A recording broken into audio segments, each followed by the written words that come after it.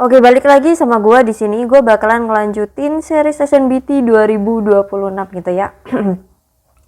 Jadi kita masih berlanjut di penalaran matematika gitu. Gitu ya. Apakah soal-soal kemarin itu menurut kalian cukup rumit, membutuhkan banyak waktu? Jika iya, karena gue juga menganggap itu seperti itu, jika iya, kalian berarti butuh lebih banyak soal lagi gitu ya.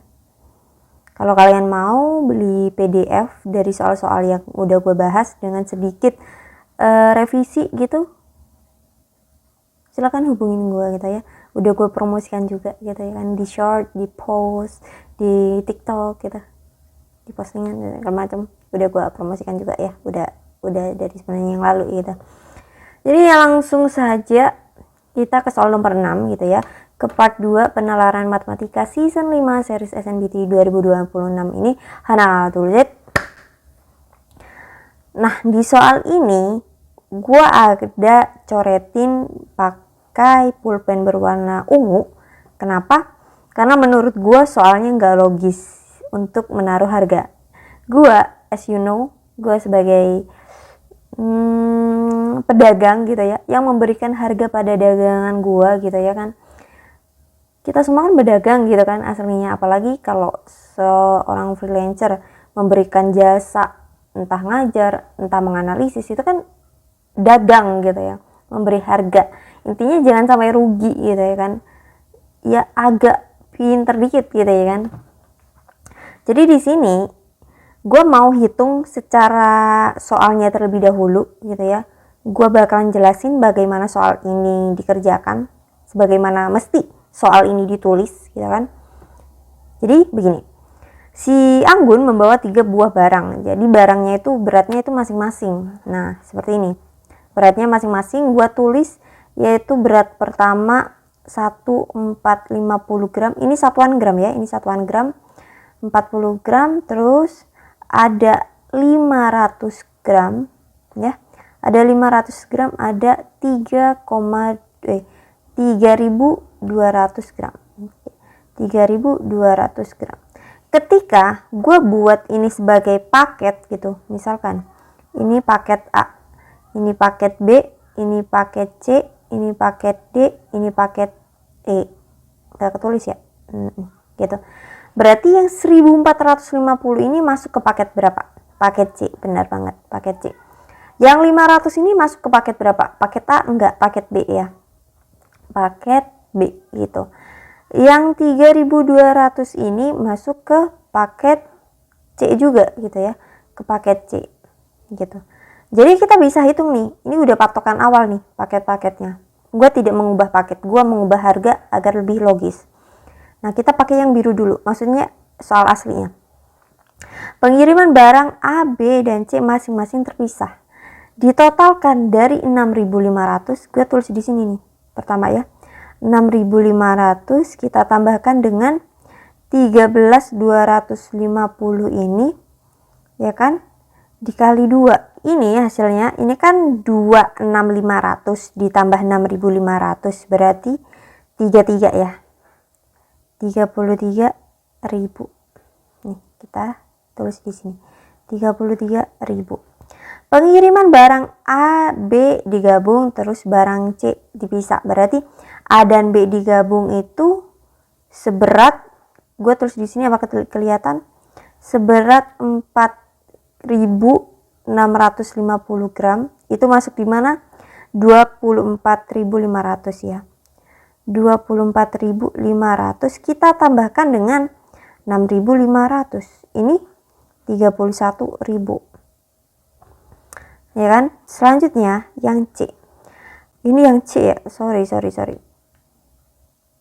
Sekarang A dan B-nya ya benar. A dan B-nya digabung itu jadi 1950. Itu jadi 13.250 ditambah 13.250. Ini berapa tadi? Kita hitung sudah 27.000. Ya kan? Selanjutnya yang D. Yang D itu kita gimana? B dan C yang digabung. 3.200 tambah 500, 3.700, yaitu jadi 24.500 kita tambahkan dengan 1.400 tambah 13.250. Ini jadinya 37.750. Nah, yang E itu 37.700 ya, sudah kelihatan. Digabung semua, lebih dari 5 kilo gitu. Berarti yang paling murah yang mana? Yang B ya.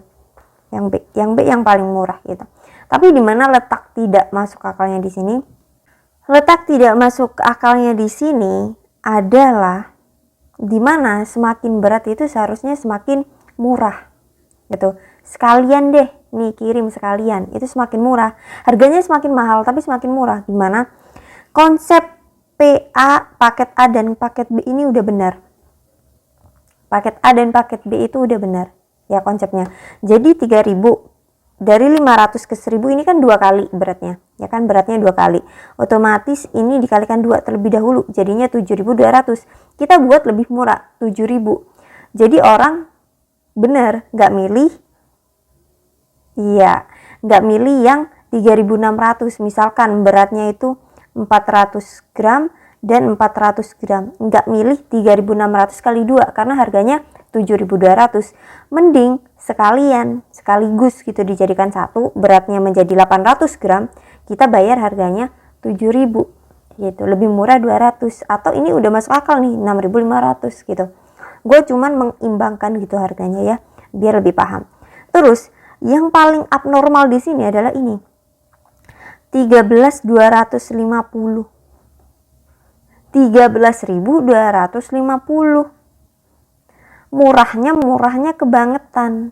Jadi ketika kita sudah punya barang 3.200 ya kan, 3.200 gram, terus ditambahkan dengan misalkan 700 gram ya kan, ini kan harusnya kita milih paket yang D gitu ya, paket yang sekalian dijadikan satu menjadi 3.900. Kita pakainya paket D biar lebih murah 24.500. Ya enggak? Iya enggak? Harusnya lebih murah 24.500. Tapi kita cek, nah ini 3.200 ketika kita kirim masing-masing gitu ya, kita kirim masing-masing, ini dapat harga 13.250. Ini kita kirim masing-masing, ini dapat harga 6.500. Nah 6.500 ditambah 250 ini adalah 19.750. Memberatkan pengiriman gitu kan, jatuhnya begitu. Jadinya kita menjual harga rugi gitu kan. Gue ngirim 2 kali ke alamat yang sama dengan harga yang lebih murah, jauh lebih murah ya, dari 19.750 ke 24.500. Ya orang lebih milih ya udah ini kirim masing-masing ke alamat yang sama, kan kocak ya. Nah itu letak kocaknya itu di situ menurut gua sebagai pedagang yang pemula. Nah selanjutnya ke nomor 7. Kita nomor 7 sampai ke nomor-nomor selanjutnya kita sesuaikan aja ya. Kita sesuaikan aja dengan soalnya gitu, bukan dengan soal buatan gua. Nah soal buatan gua bakalan gua taruh ke ebook yang bakalan gua jual nanti ya. Nah ini dengan persoalan yang sama yang ditanyakan adalah diketahui terdapat penambahan biaya pengemasan yaitu 3.000 untuk setiap pengiriman. Nah untuk setiap pengiriman, jadi kalau dia maunya 2 pengiriman berarti 6.000 gitu ya kan, 1 3.000 ini segala macam ya. 3 kali pengiriman 9.000 gitu kan. Ini 2 pengiriman, 3 kali pengiriman 9.000 gitu ya. Jika Anggun ingin mengirim barang sekaligus, 2 barang ini ya maksudnya, 2 barang sekaligus dan 1 barang terpisah, biaya termurah yang dikeluarkan Anggun adalah ya ini udah. Kita pakai yang termurah ini dapatnya 27.000 ya kan. 27.000. 26.500. Kocak banget ini 26.500. Yang ini 26.500. Kita cek lagi. 26.500 jatuhnya bener ya 33 itu ya. Makanya koreksi gitu. Gua ngitung kadang amburadul. 26.500. 26.500 kita tambahkan dengan berapa? 2 kali pengiriman tambah 6.000. Jatuhnya 32.500 begitu ya. Ini gampang lah ya, tinggal nambah-nambahin doang. Nah, yang nomor 8 ini dengan persoalan yang sama dengan nomor 7 tadi. Pilihan berikut yang paling tidak menguntungkan, berarti biayanya paling mahal. Yang paling mahal kita cek, ini sama nih, A, B, C masing-masing terpisah, A dan C tergabung, ini sama. Yang paling mahal kita lihat tadi berapa? 3 yang ini ya, yang D ya, B dan C digabung dengan A terpisah. Ya udah ini. Gitu ya. Ini gampang nih. Nomor 9. Jika suatu kolam diisi air melalui keran A, B, C gitu. Jika ketiga keran digunakan bersamaan selama 3 jam, maka kolam tersebut terisi. Nah, kita langsung bagaimana? 3/10 ditambah 3/12, ya kan, kita ambil volume di sini. 3/12 tambah 3/15. Kita samakan penyebut. Tapi sederhanakan dulu ya.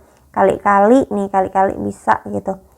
Ini dibagi 3, 4. Ini jatuhnya 1, ini bagi 3, 1, ini 5. Kira-kira KPK-nya kemana? Ke 20 ya. Ke 20, ini kali 2, 6. Ini kali 5, 5. Ini kali 4, 4. Jadinya 15/20 atau 0,75. Ini kan 3/4. 3/4 itu adalah 0,75. Nah, konsepnya bagaimana? Gue pakai ungu-ungu nih. Kok bisa langsung kayak begini? Jadi, ini jika suatu kolam diisi air penuh, berarti satu kolam untuk yang A, untuk keran A, itu kecepatannya 1/10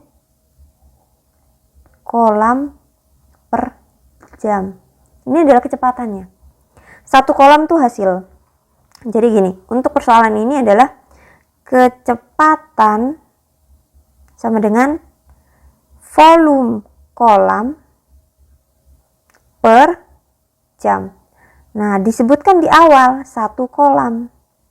Jadi kecepatannya sama semua. Jadi misalkan kecepatan A, ya udah kecepatan A 1/10 untuk satu kolam per 10 jam. Gini kan? Paham ya?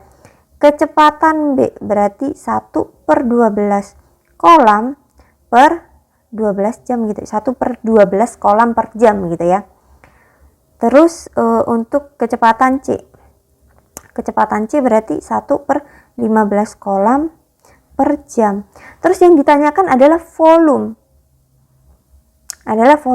Berarti kalau kita nanyanya volume dengan kecepatan 1, misalkan kita pakai yang A, 1/10 kolam per jam dikalikan waktu harusnya, yaitu 3 jam. Di sini bisa dicoret nih. Nah, jadi untuk volume A dalam 3 jam itu terselesaikan berapa? 3/10 bagian kolam. Ini kan sisa satuan kolam.